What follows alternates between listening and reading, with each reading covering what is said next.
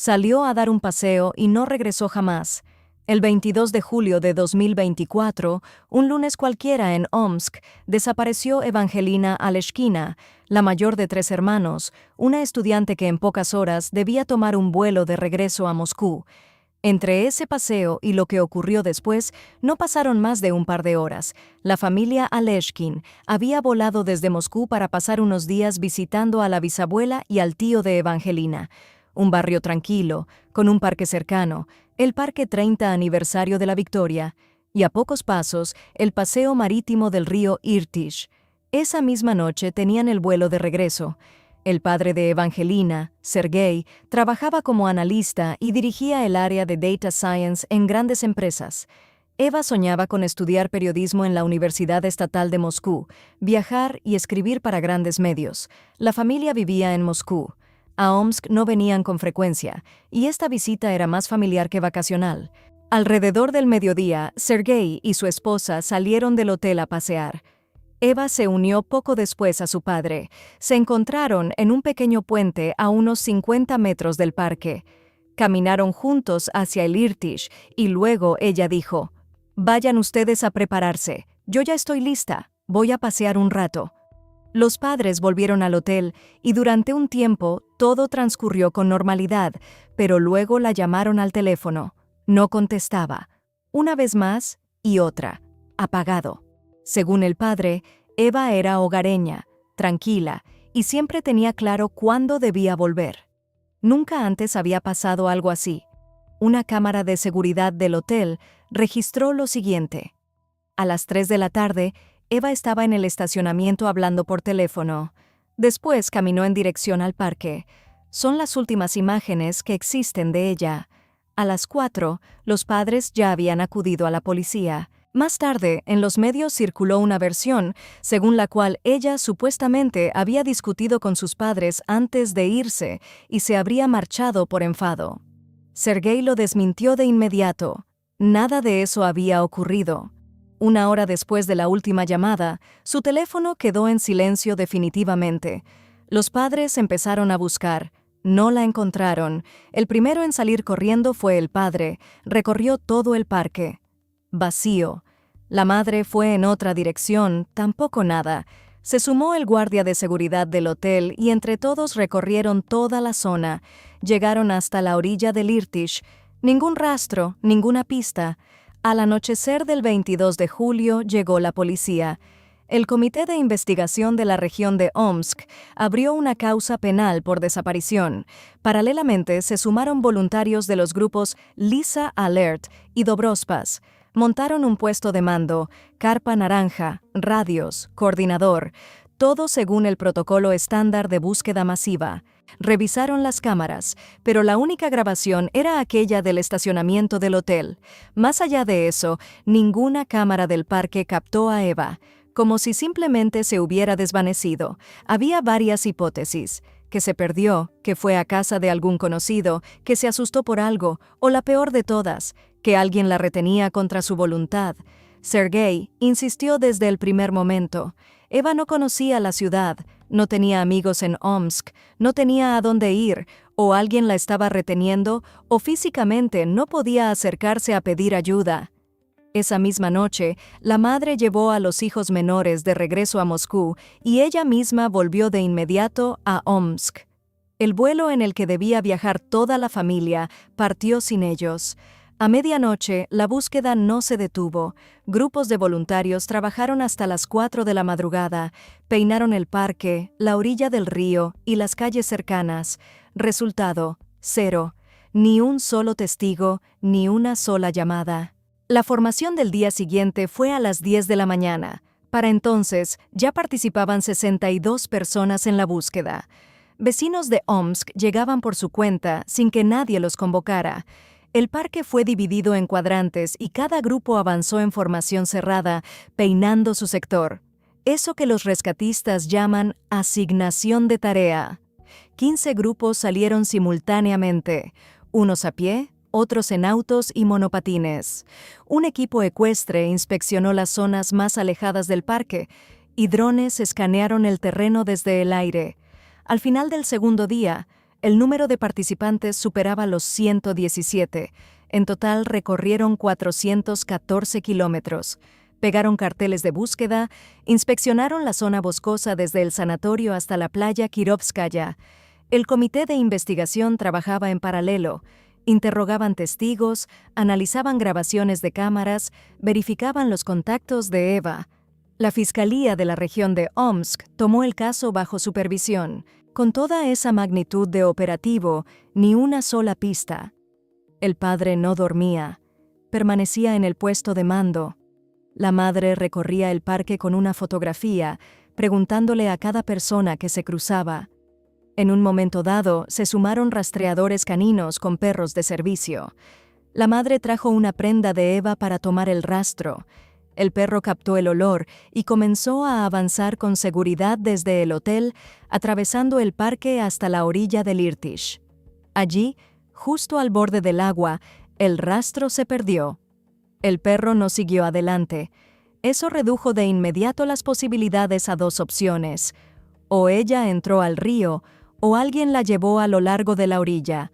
La corriente es seria, e incluso en verano, el río no perdona errores. Se incorporaron buzos de inmediato.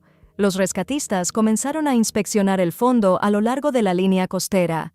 Los drones pasaron del parque al río. Los grupos recorrieron la orilla en ambas direcciones durante varios kilómetros. Los medios adoptaron rápidamente la hipótesis del accidente. Quizás cayó al agua y no pudo contra la corriente. A primera vista, parecía lógico. El rastro lleva hasta el río y después, silencio. La investigación también consideraba esta opción como la principal, pero Sergei la rechazaba categóricamente. Les repetía a los periodistas: Eva nadaba perfectamente. Ella no habría terminado en el agua así sin más. Y aquí surge otro detalle que no dejaba en paz ni al padre ni a los investigadores: la mochila. Eva llevaba consigo su equipaje de mano, porque ya estaba completamente lista para el vuelo. Esa mochila no apareció ni en la orilla, ni en el agua. Tampoco el teléfono ni ningún objeto personal. Absolutamente nada. Si se acepta que cayó por accidente, entonces, ¿dónde están sus cosas? Y si entró al agua por decisión propia, ¿por qué con la mochila puesta? No encajaba con ninguna hipótesis. El cuarto día de búsqueda comenzó con una sensación pesada. La esperanza todavía estaba ahí. Pero con cada hora, con cada kilómetro recorrido de la orilla, con cada inmersión vacía de los buzos, se iba reduciendo. La historia de un paseo cualquiera hacía tiempo que había dejado de ser cualquiera. 25 de julio, aproximadamente entre las 18 y las 20 horas. Un embarcadero en la zona de la calle Tretiaya-Ostrovskaya, río abajo del Parque de la Victoria por el Irtish. Un navegante estaba encendiendo su lancha cuando en un momento dado notó algo que lo hizo llamar a la policía de inmediato. Era Eva, con su ropa. Llevaba aproximadamente 3 días en el agua. La corriente la había arrastrado río abajo desde el parque. La policía acudió de inmediato. Acordonaron la zona. Los criminalistas comenzaron su trabajo. Las labores de búsqueda fueron oficialmente suspendidas. Voluntarios y policía anunciaron su conclusión. Los padres no recibieron una llamada de los investigadores. Se enteraron por las noticias, por las publicaciones en los medios. Más tarde, Sergei escribiría sobre esto aparte. Según sus palabras, para la familia aquello se convirtió en un trauma adicional. No solo la pérdida, sino la forma en que les informaron, o más bien, no les informaron. El comité de investigación abrió una causa, pero aún sin una calificación concreta. Se consideraban varias hipótesis: un accidente, una decisión voluntaria de quitarse la vida o un desenlace de origen criminal. ¿Qué fue exactamente lo que ocurrió? Debía determinarlo la pericia forense. 4 días de búsqueda, cientos de personas, buzos, rastreadores caninos, y todo terminó con el desenlace más devastador posible. La pericia forense llevó su tiempo. 3 días en el Irtish borran mucho. La corriente, la temperatura, el contacto con el fondo destruyen las evidencias. Pero no todo se había perdido. El hallazgo clave: cartílago tiroides dañado, un signo directo de acción mecánica sobre el cuello. En las manos, marcas de resistencia. Eva luchó. Ella no terminó en el agua por su cuenta. Le cortaron el suministro de aire. La hipótesis del accidente dejó de existir. Testigos declararon ante los periodistas que supuestamente había restos de cinta adhesiva. El comité de investigación no lo confirmó. Estaban determinando si la cinta fue colocada en vida o se adhirió ya en el agua. El detalle se difundió por medios y redes sociales, aunque la investigación evitaba hacer comentarios al respecto. El caso fue recalificado. Ya no se investigaba una desaparición, sino un desenlace de origen criminal. Un artículo completamente distinto del Código Penal. Sergei insistió desde el primer día en que no se trataba de una casualidad. Ahora la pericia confirmaba que tenía razón. La pregunta era quién y por qué. La investigación no tenía ni sospechosos, ni móvil, ni instrumento del crimen. Las cámaras no registraron nada. El parque es un espacio abierto, con decenas de personas en un día de verano, y ni un solo testigo. Como diría Sergei más adelante, ese fue uno de los momentos más angustiantes, saber qué había ocurrido, pero no comprender quién estaba detrás. La familia regresó a Moscú. La investigación continuó sin ellos, pero no sin su presión. Agosto, septiembre, octubre. 3 meses durante los cuales la investigación no le comunicó nada a la familia. Los padres estaban en Moscú, el caso en Omsk. Sergei llamaba, enviaba solicitudes oficiales. La respuesta era siempre la misma fórmula. La investigación continúa. Los comentarios en esta etapa son prematuros. Para una persona que había enterrado a la mayor de sus 3 hijos, esas palabras sonaban a vacío. A principios de septiembre, un abogado con quien conversó un corresponsal de Argumenti y Facti evaluó el ritmo de la investigación. Formalmente no había irregularidades, pero para un caso de esta categoría, los plazos estaban al límite de lo admisible. El 4 de septiembre, Sergei envió un escrito a la Fiscalía General. La investigación estaba siendo deliberadamente retrasada. La pericia se estaba extendiendo demasiado. El contacto con la familia era mínimo, y quien fuera responsable posiblemente seguía en libertad. El comité de investigación confirmó: el caso no ha sido cerrado. Las diligencias continúan. No se revelaron detalles. Las pertenencias de Eva, la mochila y el teléfono, nunca aparecieron, ni entonces ni después. 3 meses sin detenidos, sin hipótesis públicas. Para la familia, la investigación parecía estancada, pero detrás de ese muro de silencio, algo estaba ocurriendo. Los criminalistas trabajaron con muestras biológicas y encontraron lo que haría avanzar el caso. Trabajaron con la ropa de Eva, el Irtish, la corriente, la temperatura. Todo eso normalmente destruye las trazas biológicas, pero algo sobrevivió. En la ropa encontraron material biológico ajeno, aislaron un perfil de ADN. No pertenecía a Eva. Quien dejó esos rastros tuvo contacto físico con ella. El primer resultado concreto en todo el tiempo que llevaba la investigación. El perfil fue cruzado con la base federal. Hubo coincidencia. Un hombre previamente condenado, de 41 años, residente en Omsk, figuraba en la base de personas que habían cometido delitos de una categoría específica en la esfera personal. No era un transeúnte casual, no era un pescador de la orilla, sino una persona con un pasado criminal concreto. La investigación tenía un nombre, una dirección y un lugar de trabajo. Pero no procedieron a la detención de inmediato. Era necesario construir la base probatoria, confirmar la coincidencia con una segunda pericia, verificar su coartada para el 22 de julio, rastrear sus desplazamientos, revisar cámaras, registros telefónicos, rutas. Todo eso requería tiempo y absoluto silencio. Si el sospechoso se enteraba de que lo habían identificado, podía destruir pruebas o desaparecer. Para los padres, en ese momento, nada había cambiado. Seguía el silencio, las respuestas genéricas, la sensación de que el caso estaba estancado. Pero para la investigación ya había una persona concreta, un nombre y un plan de acción definido. En 2024, agentes de la policía criminal se presentaron en uno de los centros de trabajo de Omsk. La detención se realizó directamente en su puesto de trabajo, sin previo aviso. Un hombre de 41 años, de estatura media, complexión robusta, vestido completamente de negro, gorro, chaqueta, botas. Lo sacaron, lo subieron a un vehículo y lo trasladaron al juzgado del distrito Kuibyshev. En las imágenes de la operación se veía a un tipo de apariencia común tras las rejas. Muchos señalaron después lo ordinario que lucía para alguien a quien se sospechaba de lo que se le sospechaba.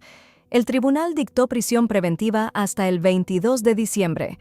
El comité de investigación confirmó oficialmente: el sospechoso en el caso de Evangelina Aleshkina ha sido detenido. No tenía relación alguna con el Hotel Nika, no era parte del personal, no trabajaba en el parque. Simplemente era una persona que ese día estuvo en el mismo lugar. Sergei se enteró de todo por los medios, una vez más no por los investigadores, lo que ya se había convertido en un patrón, pero esta vez la emoción era distinta. No era desesperación, sino algo concreto después de meses de silencio. La noticia recorrió la ciudad. El sospechoso fue detenido. ¿Quién era? ¿Cuál era su pasado? Aún no se revelaba. Omsk respiró aliviado. La gente escribía en los comentarios que por fin, que la justicia estaba cerca. Pero era pronto para relajarse. Lo que comenzaría a salir a la luz después resultaría ser significativamente más aterrador. En el interrogatorio, el detenido habló. Lo que relató dejó en estado de conmoción a quienes ya llevaban tiempo trabajando en el caso.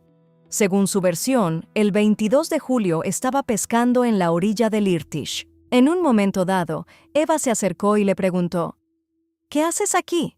Se dio una breve conversación. Ella, según sus palabras, le faltó al respeto. Luego pronunció una frase que después sería citada en todos los informes. Surgió un deseo espontáneo. ¿De qué tipo exactamente? No lo precisó. Solo dijo que ella se resistió. Le cortó el suministro de aire con las manos. Había una confesión, una descripción de los hechos. La cronología coincidía, pero la explicación del móvil sonaba tan absurda que a cualquier persona normal le surgía de inmediato la pregunta: ¿qué clase de individuo arrebata la vida a sangre fría a una desconocida que ni siquiera tenía 16 años por unas pocas palabras? Un deseo espontáneo no es una explicación, es un intento de ocultar el verdadero móvil detrás de una formulación vaga. Detrás de esas palabras podía esconderse cualquier cosa, y la investigación lo entendía perfectamente. No dijo que se estaba defendiendo, no dijo que fue un accidente. Describió directamente la secuencia. Ella se acercó, le faltó al respeto, le impidió respirar. Con calma, sin emoción, como si estuviera contando algo rutinario. Precisamente esa cotidianidad en su voz, según quienes estuvieron presentes en el interrogatorio, fue lo que causó la impresión más sobrecogedora. La investigación registró la declaración. Las preguntas tras ese interrogatorio fueron muchas más que las respuestas.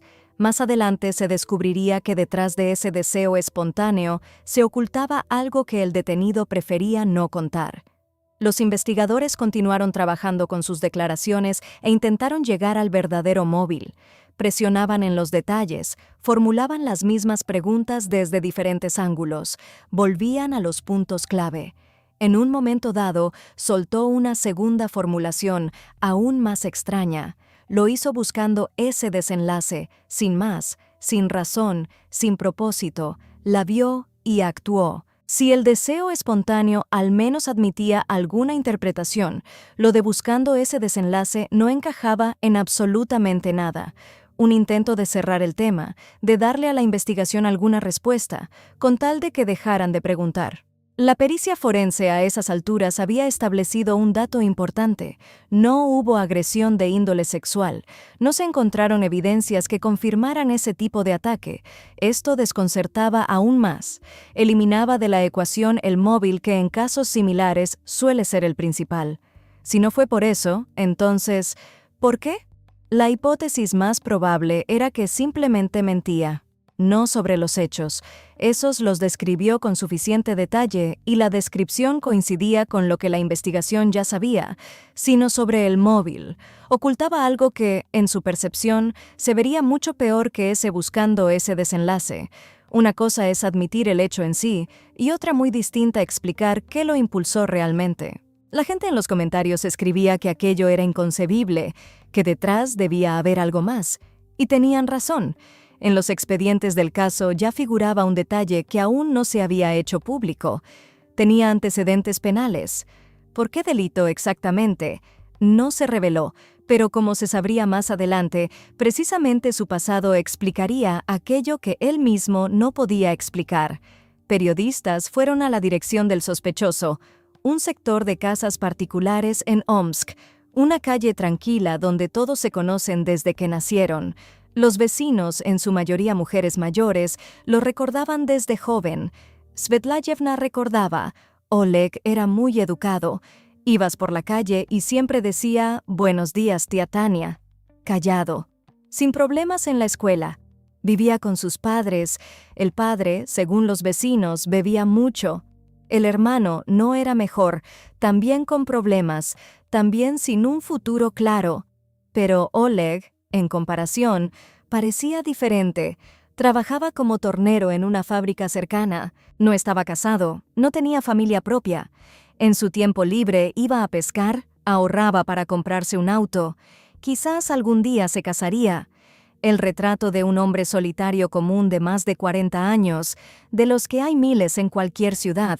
Nada alarmante, nada sospechoso, el contraste entre lo que él aparentaba ser y aquello de lo que ahora se le acusaba, causaba en la gente la impresión más fuerte. Una cosa es cuando detienen a alguien con un modo de vida evidentemente delictivo, y otra muy distinta cuando se trata de una persona que las vecinas describen como educado. Pero una de ellas recordó algo del pasado.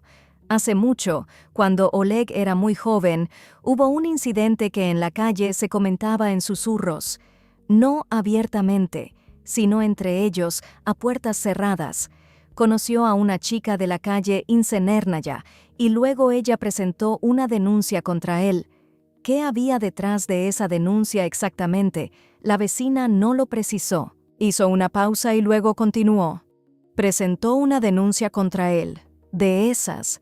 Se sorprendieron mucho cuando se enteraron. A él nunca lo veían con nadie. Era tan tímido. Y de repente esto. Al principio ni siquiera lo creían. Pensaban que estaban tendiendo una trampa al muchacho.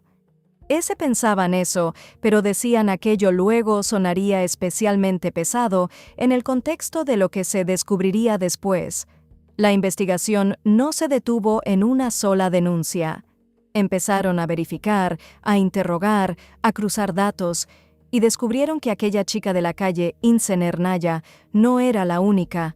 Había más víctimas, no una, no dos. Los vecinos, cuando se enteraron, enmudecieron. En la calle dejaron de hablar de Oleg en voz alta, como si el tema se hubiera convertido en algo que era mejor no tocar. Hubo juicio y condena. Oleg tenía 21 años en ese momento. 6 episodios fueron conocidos por la investigación en la etapa inicial, pero no se descartaba que hubiera más. No todas las víctimas denunciaron. No todas presentaron una denuncia formal. No todas estuvieron dispuestas a hablar. En la calle donde creció, aquello fue una verdadera conmoción. Personas que lo conocían de toda la vida no podían conciliar lo que veían a diario con lo que se leyó en el juicio. Pero así es exactamente como funciona. Así es como lucen este tipo de historias cuando finalmente salen a la luz. Esos 6 episodios fueron solo el comienzo. En el transcurso de la investigación posterior, el número creció. Los archivos. Junio de 2004. Oleg K. fue condenado. Tenía 21 años al momento de la sentencia. Lo que contenían los expedientes de aquel caso explicaba mucho de lo que ocurriría 20 años después. Según fuentes de las estructuras de seguridad, en el caso figuraban 8 episodios. Todas las víctimas eran significativamente menores que él. Ninguna tenía más de 17 años. Atacaba en parques. Este detalle se convertiría más adelante en uno de los claves en el caso de Evangelina, porque el modus operandi, el lugar y el entorno coincidían. No se trataba de un contacto aislado, se hablaba de un sistema, de un patrón de conducta reiterado que duró un tiempo considerable antes de que lo detuvieran. La sentencia: casi 15 años de colonia penitenciaria. Una condena severa que por sí sola hablaba de la gravedad y la cantidad de episodios. Incluso antes, a finales de los años 90, ya había recibido una condena por causar lesiones de gravedad media. Salió en el 99 y 5 años después estaba de nuevo ante un tribunal, esta vez por episodios completamente diferentes y de una magnitud distinta. Primera condena en el 99, liberado. En 2004, segunda sentencia, y esta vez por mucho tiempo. Tras la sentencia, Oleg fue ingresado en la base federal de personas que habían cometido delitos de una categoría específica en la esfera personal. Cumplió la condena completa, sin libertad condicional anticipada, hasta el último día. Ni una sola vez durante todo ese tiempo le redujeron la pena. Finales de 2018. Salió en libertad. Tenía 35 o 36 años. Regresó al mismo barrio, a la misma casa, con los mismos vecinos que lo recordaban de joven. Consiguió trabajo en la misma fábrica de antes. Volvió a la misma rutina. Se comportaba de forma equilibrada, tranquila, sin señales externas de lo que su pasado cargaba. Los vecinos veían: trabaja, vive tranquilo, no tiene conflictos con nadie, no se mete en nada. El hombre se rehabilitó. Cosas que pasan, pensaban. En ese cosas que pasan se escondía la trampa. Es propio de la gente creer que una persona puede cambiar, especialmente si se comporta como si lo hubiera hecho. Nadie verificaba, nadie vigilaba, no había ningún tipo de supervisión. Después de la colonia por 8 episodios, simplemente volvió a la vida normal. Se instaló en el mismo barrio, trabajaba a pocos minutos de ese mismo parque, iba regularmente a esa misma orilla. Su nombre estaba en la base de datos, pero la base de datos por sí sola no vigila personas. Almacena datos y espera una consulta. Y la consulta no llegó, porque no había motivo, hasta que fue demasiado tarde. Pasaron aproximadamente 6 meses desde su liberación. 6 meses de vida normal, durante los cuales no ocurrió nada, o al menos nada de lo que se tuviera conocimiento. Finales de julio de 2019, Parque 30 Aniversario de la Victoria. El mismo parque donde 5 años después Eva no regresaría de su paseo. Lo que ocurrió aquí después parecería un ensayo general. Alrededor del mediodía, una joven de 24 años, residente de Omsk, paseaba junto al lago dentro del parque. Un hombre enmascarado la atacó, la golpeó en el rostro y le fracturó la mandíbula en 2 partes. La derribó al suelo e intentó agredirla sexualmente. Ella se defendió, resistió, y en ese momento un automóvil se acercó al lago, lo que lo ahuyentó. Pero antes de huir, la arrojó al agua junto con su teléfono y sus pertenencias, y escapó. Ella logró salir a flote. Con ayuda de transeúntes, llamó a la policía. En el lugar encontraron 2 cosas: una cadena rota de la víctima y un teléfono móvil ajeno sin batería ni tarjeta SIM. El teléfono fue verificado y se determinó que estaba registrado a su nombre. Con el ataque parecía haber una prueba directa. Todo apuntaba a una persona concreta, pero lo que ocurrió después con este caso y por qué no impidió lo que sucedería 5 años más tarde es una pregunta aparte a la que volveremos. El modus operandi, el parque, el cuerpo de agua, un ataque a plena luz del día, el intento de agresión sexual, arrojar a la víctima al agua. El mismo esquema que se repetiría 5 años después, el mismo escenario, el mismo guión, la misma lógica de acción. Solo que en 2019 terminó de otra manera. Ella sobrevivió, logró salir a flote, pudo pedir ayuda. Eva ya no tendría esa oportunidad. El 9 de agosto de 2019, Oleg fue detenido. Lo identificaron. El caso era sencillo. Pruebas directas. La víctima estaba viva. Había declaraciones. El tribunal lo declaró culpable de intento de agresión sexual y de causar lesiones de gravedad media. La sentencia: 4 años de colonia penitenciaria, más una restricción judicial tras la liberación. Se le prohibía acercarse a instituciones educativas y a lugares de eventos multitudinarios, incluidos parques. 4 años. Después de todo lo anterior. Y salió. A los 6 meses, un nuevo ataque con el mismo patrón. ¿Cómo es posible que una persona con semejante historial reciba una condena así? Formalmente, el tribunal actuó dentro del marco legal. La calificación correspondía al artículo aplicable, pero en esencia significaba una cosa: el sistema sabía quién era, sabía lo que había hecho antes, sabía que había vuelto al mismo comportamiento a los 6 meses de salir en libertad, y aún así, 4 años. Su víctima quedó viviendo con las consecuencias de aquel día, con las fracturas, con los recuerdos, con la certeza de que en unos pocos años él volvería a salir, y eso fue exactamente lo que ocurrió. Ya entonces, en 2019, se podía suponer cómo terminaría su siguiente liberación, pero nadie lo hizo. Alrededor de 2023, Oleg volvió a salir en libertad. Tenía unos 40 años y estaba bajo supervisión administrativa. El tribunal le había prohibido expresamente acercarse a parques y lugares con concentración de jóvenes. No era una recomendación, sino una restricción judicial, registrada en documentos en blanco y negro. Regresó a su vida anterior y volvió a frecuentar el Parque de la Victoria. El mismo donde en 2019 atacó a la joven de 24 años. El mismo donde 20 años antes acechaba a quienes eran significativamente menores que él. Y el mismo donde un año después se encontraría con Eva. La prohibición existía en el papel. En la realidad, nadie verificaba a dónde iba.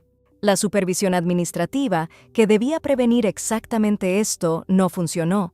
No porque el sistema se hubiera averiado, sino porque nadie se molestó en activarlo. Según fuentes de la publicación Omsk Inform, él seguía apareciendo en ese mismo lugar de forma sistemática. No esporádicamente, no por casualidad. Tras salir en libertad, continuó actuando en el mismo lugar a pesar de la prohibición, informó un empleado del medio.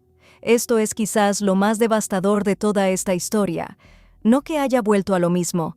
Ya estaba claro que no había cambiado, sino que se lo permitieron, que entre la restricción judicial y su presencia diaria en el parque no hubo ni una sola persona, ni una sola inspección que lo detuviera. Se sentaba allí abiertamente, a la vista de todos, y el 22 de julio de 2024 estaba de nuevo en el mismo lugar, y Eva se acercó a él. Ahora, con todo lo que se sabe sobre este individuo, se puede reconstruir el cuadro de aquel día, Parque de la Victoria. La pesca era su cobertura habitual. Frecuentaba el lugar constantemente, a pesar de la prohibición judicial, y ese día no fue diferente a decenas de anteriores. Eva se acercó a la orilla. Probablemente preguntó: ¿qué haces? Para ella era una pregunta normal, completamente inocente. Para él, algo completamente distinto. Sola, de la misma franja de edad que sus víctimas de 2004. El mismo parque. Lo que luego llamaría deseo espontáneo era, muy probablemente, un intento de agresión sexual. La pericia forense no lo confirmó, pero 3 días en el agua pudieron destruir las evidencias. Su pasado habla por sí solo. Aquí no es necesario especular, basta con alinear los hechos. Le faltó al respeto, según toda probabilidad, significaba que ella se resistió, se defendió y no cedió. Le cortó el suministro de aire para silenciarla y la arrojó al Irtish. El agua siempre fue para él el mismo recurso: deshacerse de las evidencias. A finales de 2025, el caso fue trasladado a Moscú. Oleg permanece en prisión preventiva. Le han prorrogado la detención en varias ocasiones. La investigación, según estimaciones preliminares, podría concluir en la segunda mitad del año. Si inicialmente admitió su culpabilidad y declaró, luego se retractó de todo lo dicho. Ya no reconoce su culpabilidad. Aquella historia del le faltó al respeto y el deseo espontáneo. Ahora afirma que nunca dijo eso. Paralelamente, los investigadores verifican si hubo otras víctimas en el periodo entre 2023 y 2024, tras su última liberación. No se trata de un trámite formal, sino de una sospecha fundamentada. Los intervalos entre cada liberación y un nuevo episodio han sido siempre mínimos. Según información de los medios, en el caso podría figurar más de un sospechoso. Los padres enterraron a Eva en Moscú. Tenía 15 años. Aquel día simplemente quiso salir a pasear y no regresó. No porque el destino lo quisiera, sino porque el sistema que debía impedirlo falló 3 veces. Después de 8 episodios, lo liberaron. Después de una mandíbula fracturada en el parque, lo liberaron de nuevo. Después de una prohibición judicial de frecuentar parques, nadie lo controló. Y él hizo lo que había hecho toda su vida. Estimados espectadores, recuerden que incluso los lugares públicos más comunes pueden resultar verdaderamente peligrosos. Si les gustó este video, den like, suscríbanse a nuestro canal y escriban en los comentarios qué opinan sobre esta situación. Hasta la próxima.